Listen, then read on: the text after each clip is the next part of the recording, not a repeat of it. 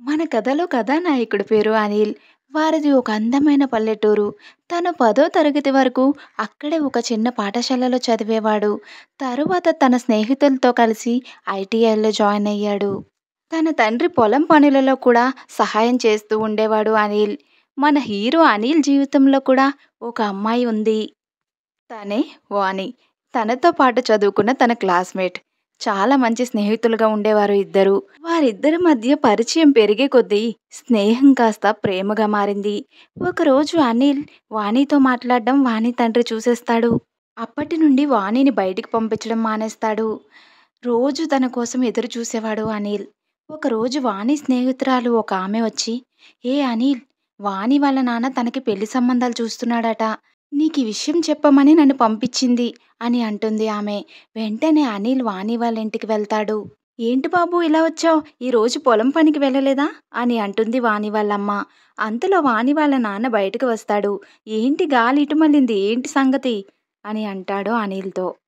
అనిల్ భయపడుతూనే, "అది ఏవండీ, నేను వాణిని ఎంతగానో ఇష్టపడుతున్నాను. మా ప్రేమను కాదనకండి" అని అంటాడు. "ఏంటి? నీతో మా అమ్మాయికి పెళ్ళా? అంతవరకు ఈ ఊరిలో నా పరువు పోదు. అయినా ఇప్పుడు నువ్వేం చేస్తున్నావు? ఊరి మీద తిరగడం తప్ప" అని తనని అవమానిస్తాడు. మౌనంగా "సరే అండి, వెళ్ళొస్తా" అని అక్కడి నుండి వెనక్కి వచ్చేస్తాడు అనిల్. జరిగినదంతా తన తల్లిదండ్రులకు చెబుతాడు. ఒకరోజు అనిల్ దగ్గరికి తన తండ్రి వచ్చి, "జీవితం ఇక్కడితో అయిపోలేదు కదా! ఎక్కడైతే నిన్ను తక్కువ చేసి మాట్లాడారో అక్కడే నువ్వేంటో నిరూపించుకోవాలి కదా! నీ మీద నాకు చాలా నమ్మకం ఉంది అనిల్" అని ధైర్యం చెబుతాడు. పై చదువుల కోసం తనని పట్నం పంపిస్తారు. కొన్ని రోజులకి తన చదువు పూర్తయింది. మంచి ఉద్యోగం కూడా వస్తుంది. ఒకరోజు అనిల్‌కి వాళ్ళ అమ్మ ఉత్తరం రాస్తుంది. తనని ఇంటికి రమ్మని చూడాలనిపిస్తుంది అని. 5 ఏళ్లు గడిచింది అనిల్ ఇంటి నుండి వెళ్ళిపోయి. మళ్ళీ తిరిగి ఇంటికి ఎంతో సంతోషంతో వస్తాడు. తన ఇంటి ఎదుట బంధువులను చూసి, "అమ్మా, ఏంటమ్మా ఈ హడావిడి?" అని తల్లిని అడుగుతాడు అనిల్. "బాగున్నావా బాబూ? ఓ అదా! మనం అమ్మాయిని చూడ్డానికి వెళ్తున్నాం. ఈరోజు నీకు పెళ్లి చూపులు" అని సంబరపడిపోతుంది అనిల్ తల్లి. తల్లిదండ్రులను ఒక పక్కకు పిలిచి, "దయచేసి పెళ్లి ప్రస్తావన నాకొద్దు. నాకసలు ఇష్టం లేదు" అని అంటాడు అనిల్. అంతలో అనిల్ తండ్రి, "సరేరా, ఒక్కసారి వచ్చి ఆ అమ్మాయి నచ్చలేదు అని చెప్పేయ్. వెళ్దాం పద" అని అంటాడు. కొంత దూరం వెళ్ళాక, "ఇదేంటి నాన్న, మనం ఎక్కడికి వచ్చాం?"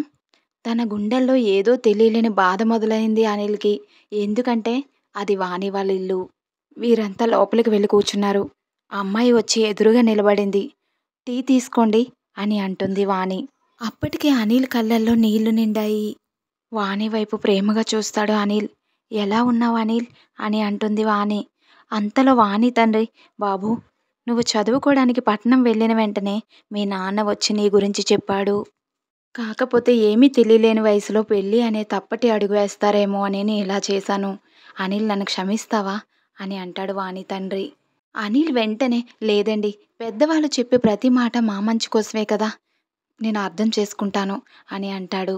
అనిల్ తన ప్రేమలోనే కాదు, తన జీవితంలో కూడా గెలిచాడు. అనిల్ వాణిల పెళ్లి ఘనంగా జరిగింది. ఇప్పుడు వారికి 2 పిల్లలు కూడా. ఈ కథ మీకు నచ్చినట్లయితే ఒక లైక్ చేయండి. మన ఛానల్‌ని సబ్స్క్రైబ్ చేసుకోవడం మర్చిపోవద్దు. మరో మంచి కథతో మళ్ళీ కలుస్తాను. నేను మీ స్మైలీ శాంతి. చాలా బాగుంది.